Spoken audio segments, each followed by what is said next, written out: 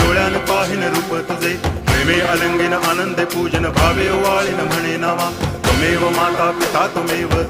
बंधुश्च सखा त्वमेव विद्या द्रविणं त्वमेव सर्वं मम देव कायेन वाचा मनसेन्द्रियैर्वा बुद्ध्यात्मना वा प्रकृति स्वभावात् करोमि यद्यत् सकलं परस्मै नारायणायति समर्पयामि अच्युतं केशवं रामनारायणं कृष्णदामोदरं वासुदेवं हरि गिरिधरं माधवं गोपिकावल्लभं जानकीनायकं रामचन्द्रं भजे हरे राम